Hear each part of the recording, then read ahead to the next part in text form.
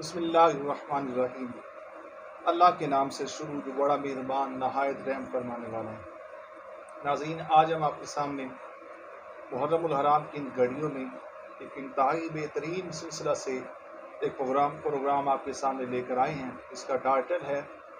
صحابہ کرام رضوان اللہ تعالیٰ اجمعین کی اہل بیت سے محبت۔ اور میرے ساتھ جوائن کیا ہے آج میری خاص دعوت پر، تو میں نے ان کے گوشت گزار کیا، میرے استاد بھی اور میرے والد محترم بھی بسم اللہ پیر قاری ذوالفقار علی تونسوی صاحب ہمارے ساتھ تشریف فرما ہیں۔ ان سے جو میرا پہلا کویشچن ہے جو ہم سب سیکھنے کے لیے سے یہ پوچھتے ہیں کہ صحابہ کرام رضوان اللہ تعالیٰ اجمعین کے حوالے سے ہمیں کتب احادیث میں کیا سبق ملتا ہے، ان کی محبت کے حوالے سے جو اہل بیت کے ساتھ ان کا لگاؤ تھا، اور جو نبی علیہ السلام کی صحیح حدیث سے مبارکہ ہماری رہنمائی فرماتی ہیں۔ ارشاد فرمائیے گا۔ الحمدللہ وکفی والصلاۃ والسلام علی من لا نبی بعد۔ سب سے پہلے تو میں آپ کو بہت اس حوالے سے مبارکباد دینا چاہوں گا کہ آپ نے یہ جو چینل کے ایک جو ہے نا وہ سوچ پروگرام بنایا کہ ہم اس چینل کا آغاز کریں۔ اس میں اللہ تبارک و تعالیٰ کے کرم سے یہ دین کی خدمت بھی ہوگی اور ہمارے لیے انشاءاللہ تبارک و تعالیٰ صدقہ جاریہ بھی ہوگا، اور ہمارے لیے سب سے بڑی بات یہ کہ آخرت میں نجات کا بھی سبب بنے گا۔ آمین، اللہ قبول۔ تو آج کے اس پرفتن دور میں میں اس کو کہوں گا کہ جس میں الیکٹرانک میڈیا، پرنٹ میڈیا ہر حوالے سے اور مختلف قسم کی باتیں بھی ہم روزانہ سنتے ہیں اس حوالے سے، لیکن کوئی مدلل بات جو ہے نا وہ ہماری نظروں سے بڑی مشکل سے گزرتی ہے۔ تو سب سے پہلی بات تو یہ دیکھی جائے کہ صحابی کس کو کہتے ہیں؟ تو جس نے حالت ایمان میں نبی علیہ السلام کی زیارت کی سعادت حاصل کی، اللہ تبارک و تعالیٰ کے کرم سے وہ صحابی ہے۔ اور صحابی کی شان کیا ہے اس کے بارے میں ایک ہی میں بات یہاں پر کہوں گا کہ تمام علماء کرام، تمام محدثین کرام، تمام مفسرین کرام اس بات پر متفق ہیں کہ صحابی کا جو درجہ ہے وہ سب سے بڑھ کر ہے۔ انبیاء کرام علیہ السلام کے بعد اگر درجہ ہے تو وہ صحابہ کا ہے۔ اور حضرت اگر اب ایک صحابی کی مثال لیں، حضرت وحشی رضی اللہ تعالیٰ عنہ، جنہوں نے غزوہ احد میں نبی علیہ السلام کے چچا کو شہید کیا، حضرت حمزہ کو شہید کیا۔ بعد میں جب مسلمان ہو گئے اور نبی علیہ السلام نے ان کو یہ ارشاد فرمایا کہ اے وحشی تم میرے سامنے نہ آیا کر، کیونکہ جب تو میرے سامنے آتا ہے نا تو مجھے اپنے چچا حضرت حمزہ یاد آ جاتا ہے۔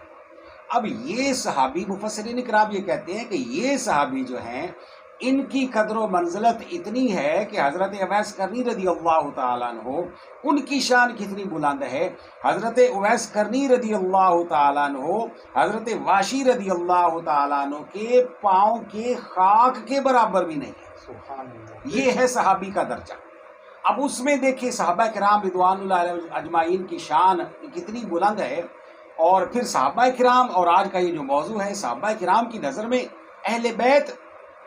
اور وہ آپ فرمایا بھی کرتے تھے نا کہ دین کا سب سے اعلیٰ شخص کو بھی میرے ہاتھوں وہ شہید ہوئے، اور جو اسلام کا جو دشمن تھا وہ بھی میرے بالکل مسیلمہ کذاب کو انہوں نے جب واصل جہنم کیا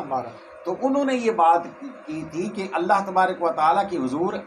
میں اس گناہ کے ساتھ ساتھ جب میں یہ نیکی رکھوں گا نا تو مجھے ضرور امید ہے کہ اللہ تبارک و تعالیٰ مجھ سے درگزر فرمائے گا۔ تو یہ تو ان کی اسی حوالے سے کہ وہ صحابی کے مرتبے پر فائز ہیں۔ اب اس کے بعد صحابہ کرام کی نظر میں کیا ہے، صحابہ کرام اہل بیت کے بارے میں کیا کہتے ہیں، اس کے بارے میں حضرت عمر رضی اللہ تعالیٰ عنہ کی بڑی مشہور حدیث مبارکہ ہے۔ جب آپ یہ ارشاد فرماتے ہیں کہ حضرت امام حسین حضرت عبداللہ بن عمر رضی اللہ تعالیٰ عنہ کو یہ بات کرتے ہیں کہ او غلام کے بیٹے، اب یہ واقعہ کتنا محبت بھرا ہے کہ حضرت امام حسین اور حضرت عبداللہ رضی اللہ تعالیٰ، ہم عمر ہیں، اور حضرت عبداللہ جو ہے نا وہ ایک کھجور کے اوپر چڑھ کر جو ہے نا وہ کھجوریں تناول فرما رہے ہیں، اچھی کھجوریں کھا رہے ہیں، عام سی کھجوریں جو ہیں وہ نیچے پھینک رہے ہیں، اور حضرت حسین رضی اللہ تعالیٰ عنہ، بلکہ یہ کہنا چاہیے کہ علیہ السلام وہ ان کھجوروں کو اٹھا کر جو ہے نا وہ جب تناول فرمانے لگے وہ کہتے عبداللہ وہ ہمارے غلام کے بیٹے، تم ایسا یہ کر رہے ہو۔ اب حضرت عبداللہ وہاں سے نیچے اترے، آپ کے باپ جو ہیں وہ اس وقت کے خلیفہ ہیں، امیر المؤمنین ہیں، جب نیچے اترتے ہیں تو وہ یہ بات کہتے ہیں کہ وہ ناراض ہو کر چلے جاتے ہیں اپنے والد کے پاس کہ ابا جان مجھے حسین نے یہ بات کہی ہے۔ آپ ارشاد فرماتے ہیں کہ کیا بات کی؟ انہوں نے مجھے غلام کہا کہ غلام کے بیٹے۔ تو حضرت عمر رضی اللہ تعالیٰ عنہ فوراً ارشاد فرماتے ہیں کہ عبداللہ جاؤ یہ بات حضرت امام حسین سے لکھوا کر لے آؤ۔ سبحان اللہ۔ وہ جب لکھوا کر لاتے ہیں تو حضرت عمر رضی اللہ تعالیٰ عنہ، ان کی شان یہ ہے کہ اللہ تبارک و تعالیٰ کے حبیب ان کے بارے میں ارشاد فرماتے ہیں صلی اللہ علیہ وآلہ وسلم کہ اگر میرے بعد کوئی نبی ہوتا تو وہ عمر ہوتا، لیکن میرے بعد کوئی نبی نہیں۔ وہ یہ کہتے ہیں اپنے بیٹے کو کہ بیٹا جب یہ میں اس دنیا سے رخصت ہوں تو تم نے میرے کفن میں یہ بات جو لکھی ہوئی ہے یہ رکھ دینا، ہو سکتا ہے کہ اللہ تبارک و میں اللہ تعالیٰ کے حضور عرض کروں گا کہ اللہ تعالیٰ تو میں تو اہل بیت کا غلام ہوں، شاید اسی وجہ سے اللہ تبارک و تعالیٰ میری بخشش فرما۔ اور وہ حضرت حسین رضی اللہ تعالیٰ عنہ جن کے بارے میں قرآن میں اللہ تبارک و تعالیٰ ارشاد فرماتا ہے نا کہ انما یرید اللہ لیذھب عنکم الرجس اہل البیت وَيُطَهِّرَكُمْ تَطْهِيرًا، یعنی قرآن کہہ رہا ہے کہ اللہ یہ ارشاد فرماتا ہے کہ ہم تم سے سارا جو ہے نا یہ میل کچیل دور کر دیں۔ اب اللہ جس سے میل کچیل دور کرے تو بتائیں پھر ان کا مقام کیا ہوگا۔ اور حضرت نبی علیہ السلام نے نا وہ سب کو جب چادر میں لپیٹا اور اللہ تبارک و تعالیٰ کی حضور عرض کی کہ اللہم ہؤلاء اہل بیت، یا اللہ تعالیٰ یہ میرے اہل بیت ہے، میں ان سے محبت کرتا ہوں، تو بھی ان سے محبت رکھ، اور جو ان سے محبت رکھے تو ان سے محبت رکھ۔ اب یہ کتنی بڑی بات ہے۔ اور یہ حدیث مبارکہ دیکھ لیں، قربان جائیں صحابہ کے عقیدے بڑھ کے، یہ پہنچانے والے بھی مومنوں کی ماں سیدہ عائشہ صدیقہ رضی اللہ تعالیٰ عنہ۔ بالکل، تو یہ نبی علیہ السلام کا فیضان ہے جو اہل بیت کے صدقے ہم تک پہنچا ہے۔ اب صحابہ کرام رضوان اللہ تعالیٰ اجمعین جس طرح آپ نے بڑی خوبصورت رہنمائی فرمائی، اب یہ سارے اگر صدیق اکبر رضی اللہ عنہ کو دیکھیں تو جس طرح آپ تشریف لا رہے تھے عصر کی نماز کے بعد، تو امام حسن کو اٹھایا اور فرمایا کہ تو اپنے والد علی پر کم، اور مولا علی بھی ساتھ سبحان اللہ، سبحان اللہ، تم اپنے والد علی پر کم اور میرے محمد عربی صلی اللہ علیہ وسلم پر زیادہ گئے۔ تو اسی طرح بڑی خوبصورت گفتگو کا سلسلہ چل رہا ہے۔ تو ناظرین، جو بات میں آپ کے سامنے گوشت گزار یہ کرنا چاہتا ہوں کہ اس چینل کو بنانے کا مقصد بھی یہ ہے کہ اتھینٹک گفتگو جو ہے نا وہ آپ تک پہنچائی جائے، کیونکہ ہمارا مقصد ہم یہ دو چیزیں آپ لوگوں کے سامنے اس پروگرام کے ذریعے واضح کر دینا ہے، ایک حضور کے در والے اور دوسرے حضور کے گھر والے۔ دیر از نو کمپیریزن، ان میں کوئی موازنہ نہیں ہے۔ ہاں، نبی علیہ السلام کی حدیث سے مبارکہ گواہ ہیں کہ کس طرح نبی علیہ السلام کے جوڑوں کے صدقہ، نالین مبارک کے صدقہ آقا علیہ السلام نے فیضان کو تقسیم فرمایا۔ تو اسی طرح امام حسین رضی اللہ عنہ کے شہادت کی طرف ہم چلتے ہیں۔ تو واقعہ کربلا کے حوالے سے ایک تو جو خاص طور پہ جو لوگوں کو بتایا جاتا ہے، جس طرح ہمارے سامنے ہم اس چیز کو دیکھتے ہیں، تو واقعہ کربلا ہمارے لیے جو صحیح روایات کے حوالے سے ہے وہ کیا پیغام دیتا ہے، اس کا درس کربلا کیا ہے؟ لیکن واقعی یہ جو کربلا کا میدان ہے نا، یہ کوئی عام جنگ نہیں تھی، یہ بلکہ اللہ تبارک و تعالیٰ کے حبیب صلی اللہ علیہ وآلہ وسلم کی جو اولاد ہے نا، جن کے بارے میں نبی علیہ السلام نے ارشاد فرمایا کہ دنیا میں باقی ساروں کی جو سلسلہ نسب ہے وہ باپ سے چلتا ہے، لیکن میرا سلسلہ نسب جو ہے میری بیٹی فاطمہ سے چلے گا، میں ہی ان کا باپ ہوں اور میں ہی ان کا نانا ہوں۔ اب یہ انداز جو ہے، اور نبی علیہ السلام کا جو پرورش ہے، حضرت امام حسین رضی اللہ تعالیٰ عنہ کو 7 سال 7 مہینے اور 7 دن نبی علیہ السلام کی جو رفاقت نصیب ہوئی، اور اس میں نبی علیہ السلام نے ان کی جو تربیت کی، وہ تربیت کا جو اثر تھا کربلا کے میدان میں ہم نے اس درس کو حاصل کیا کہ جب حضرت امام حسین رضی اللہ تعالیٰ عنہ کے وہ تاریخی الفاظ کہ مجھ جیسا شخص اس یزید جیسے شخص کی بیعت نہیں کر سکتا، جب آپ کا یہ ارشاد ہے کہ مجھ جیسا شخص، اس سے جب آپ نے یہ ارشاد فرمایا کہ مجھ جیسا شخص، اس وقت ہر مسلمان کو وہ حدیث مبارکہ یاد کرنا چاہیے کہ جس میں نبی علیہ السلام ارشاد فرماتے ہیں حسین منی و انا من الحسین، کہ حسین مجھ سے ہے اور میں حسین سے ہوں۔ باقی نبی علیہ السلام کی تو شان یہ ہے کہ اللہ تبارک و تعالیٰ نے ان کے بارے میں قرآن میں ارشاد فرمایا کہ واللہ عاصمک من الناس، کہ اللہ تبارک و تعالیٰ آپ کی حفاظت فرمائے گا بندوں سے۔ اب یہ جو شہادت کا مرتبہ ہے نا، یہ نبی علیہ السلام اس مرتبے کی شدید خواہش رکھتے تھے، اور اللہ تبارک و تعالیٰ نے آپ کی اس شدید خواہش کو حضرت امام حسین علیہ السلام کی ایک سلسلے سے اس کو پورا فرمایا، اور آپ کا وہ مرتبہ عطا فرمایا کہ جس میں اللہ تبارک و تعالیٰ نے ان کو وہ شہادت نصیب فرمائی۔ اور اس کے بعد میدان کربلا میں جو ہمیں درس ملتا ہے، کیا ہم نبی علیہ السلام کے نواسہ کی اس قربانی کو آج ہم بھول گئے ہیں؟ بالکل، آپ نے فرمایا کیا؟ آج ہم بڑا یہ باتیں کرتے ہیں، اس حوالے سے دیکھتے ہیں حضرت امام حسین تو وہ ہستی ہیں کہ میدان کربلا میں آپ نے 6 مہینے کے بچے سے لے کر علی اصغر سے لے کر علی اکبر تک 18 سال کے جوان اور محمد اور عثمان اور حضرت ابوبکر سب کی قربانی پیش کر کے ہمارے سامنے یہ قیامت تک کے لیے مثال رکھ دی۔ اور جب بھی دشمنوں نے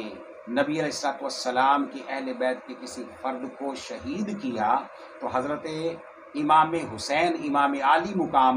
بلکہ میں تو یہ میرے تو الفاظ، میرا دل یہ کہتا ہے کہ آپ کی یہ شان ہے کہ آپ وجہ وجود شہادت ہے۔ سبحان اللہ، آپ کا جو مرتبہ ہے نا وہ وجہ وجود شہادت ہے، کہ شہادت کا اگر وجود اللہ تبارک و تعالیٰ نے اس دنیا میں رکھا ہے تو اس کی جو وجہ ہے وہ حضرت امام حسین ہے۔ سب سے پہلا درس یہ۔ دوسرے نمبر پر حضرت امام حسین چاہتے تو یزید کے ہاتھ میں بیعت کر لیتے اور آرام سے جو ہے نا وہ عیش و عشرت کی زندگی گزارتے، لیکن آپ نے ایسا نہیں کیا۔ آپ نے ساری قربانیاں پیش کر دی، اس لیے کہ اسلام کے نام پر کوئی کسی قسم کی قدغن نہ لائے۔ اور اگر حضرت امام حسین نے اس یزید کی بیعت نہیں کی تو کیا اگر آپ بیعت کر لیتے تو ہر شخص آ کر قیامت تک کہتا کہ لوگوں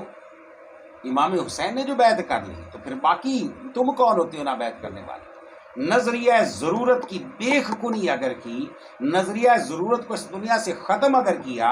اور ہر اس باطل عقیدے کو، باطل سوچ کو اگر ختم کیا تو اس کے ختم کرنے والے حضرت امام حسین ہیں۔ یہ وہ اسلام کا فلسفہ ہے، یہ وہ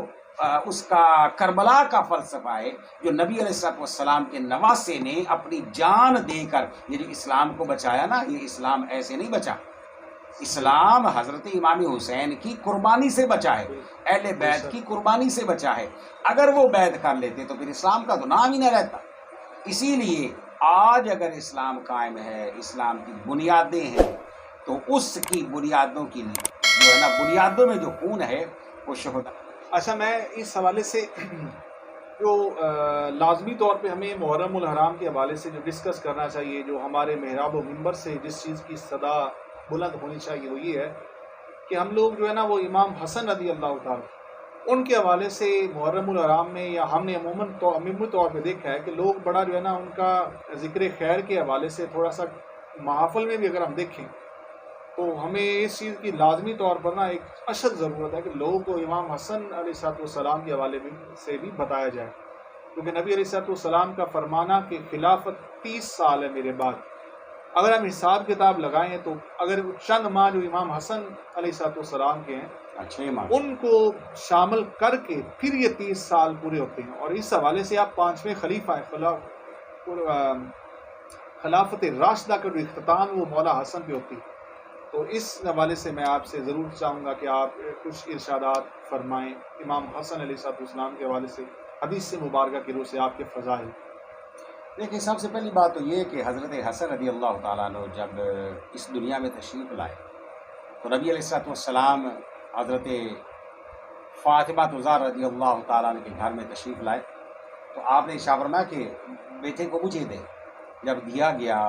آپ صلی اللہ علیہ وآلہ وسلم نے ان کے کانوں میں اذان پڑھی،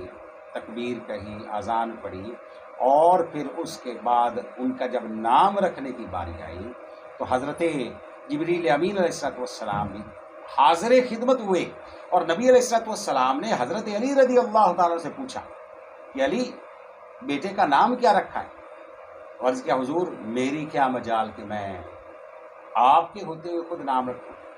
آپ صاحب نہیں، پھر بھی تو نے سوچا تو ہوگا۔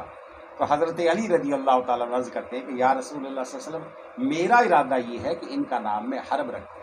سبحان اللہ۔ تو آپ نے ارشاد فرمایا کہ نہیں، اس کا نام حرب نہیں۔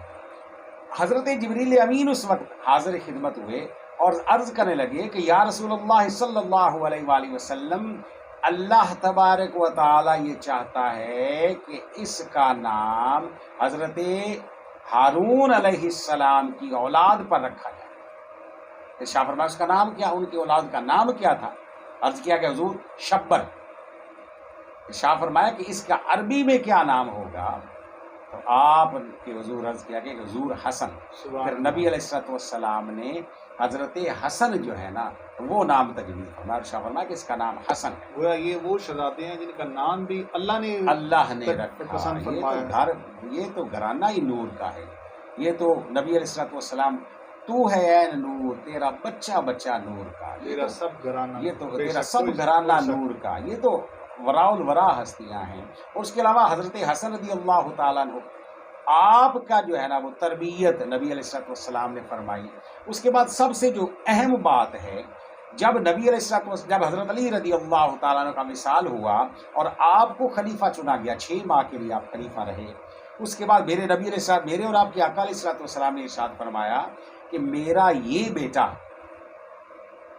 2 مسلمانوں کے گروہ کے درمیان صلح کا سبب بنے۔ اور پھر صلح کی گئی جن شرائط کے تحت کی گئی، اور ان شرائط میں ایک یہ بھی تھا کہ حضرت امیر معاویہ رضی اللہ تعالیٰ عنہ حضرت حسن رضی اللہ تعالیٰ عنہ کو سالانہ معقول معاوضہ معقول جو ہے نا وہ ان کا وظیفہ ان کو دیا کریں گے۔ اچھا، ایک اور یہاں پر مجھے بات یاد آئی بڑی ایمان افروز کہ نبی علیہ السلام کی شان اقدس کے حوالے سے کہ آپ کو ایک مرتبہ وظیفہ لیٹ ہو گیا، آپ بڑے پریشان ہو گئے، گھر کی ضروریات کے لیے ساری چیزیں چاہیے تھیں لیکن وہ فوری طور پر میسر نہ آئی، تو آپ نے قلم اور دوات منگوائی کہ امیر معاویہ رضی اللہ تعالیٰ عنہ کو میں خط لکھتا ہوں، اس میں بتاتا ہوں کہ تو نے مجھے کیوں نہیں ابھی تک بھیجا۔ ابھی یہ پھر منگوایا اور پھر واپس بھیج دیا، آپ نے خط نہیں لکھا۔ رات کو نبی علیہ السلام خواب میں تشریف لائے، ارشاد فرمایا حسن کیا حال ہے؟ عرض کیا حضور نانا جان اللہ تعالیٰ کا لاکھ شکر ہے، بس پریشانی یہ بات کی ہے کہ وہ ابھی تک وظیفہ نہیں پہنچا۔ تو نبی علیہ السلام نے ارشاد فرمایا کہ تو نے وہ قلم دوات تو منگوائی تھی، پھر خط نہیں لکھا؟ عرض کیا حضور میں نے نہیں لکھا تھا۔ تو پھر نبی علیہ السلام نے ارشاد فرمایا حسن کیوں ایسا کرتے؟ ایک آدمی کے ساتھ تم نے توقعات کو وابستہ کر لیا، خط نہ لکھنا اور توقعات بھی وابستہ رکھنا، صرف اللہ سے توقع رکھو۔ اب یہ خواب میں جب ارشاد فرمایا گیا، اب جب اگلا دن ہوا تو حضرت امیر معاویہ رضی اللہ تعالیٰ نے جتنا وہ وظیفہ بھیجا کرتے تھے اس سے زیادہ بھیج دیا، اور پھر نبی علیہ السلام رات کو خواب میں تشریف لائے۔ ارشاد میں حسن کیا حال ہے؟ عرض کیا ابا جان نانا جان بالکل اللہ تعالیٰ کا بڑا کرم ہے، امیر معاویہ رضی اللہ تعالیٰ نے وہ بھیج دیا تھا میرا وظیفہ۔ تو نبی علیہ السلام ارشاد فرماتے ہیں کہ میں نے نہیں کہا تھا